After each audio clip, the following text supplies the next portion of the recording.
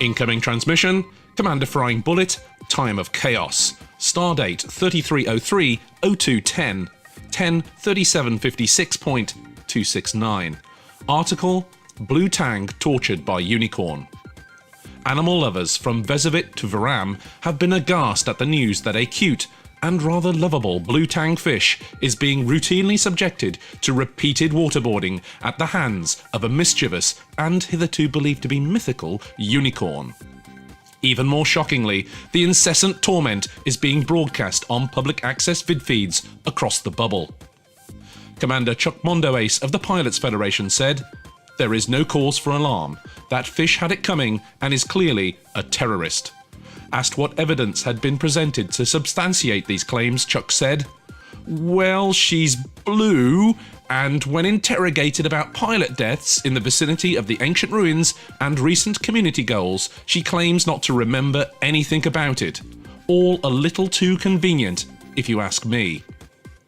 Reports are also feeding across info relays that a Commander Krautblumer of the Mad Hatter Truckers stumbled across the dreadful scenes while viddy-surfing during a docking procedure at Shifnalport Station.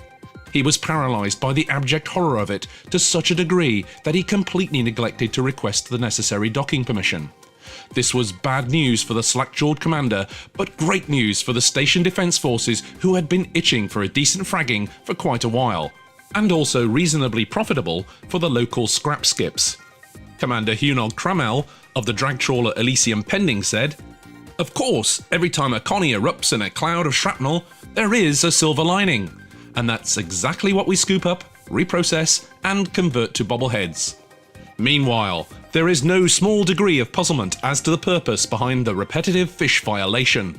The Galactic Broadcastin Corporation secured a hyperwave comlink with Shadow Digit, one of the shadowy figures in the Time of Chaos hierarchy.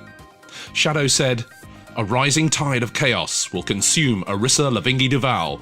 There are no measures that will not be taken, no stones that will be left unturned, and no fish that will be left unfried."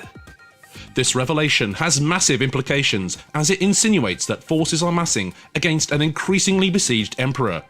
First, the Federation, then the Thargoids, and now a consortium of Piscine botherers threaten the throne and the stability of the galaxy.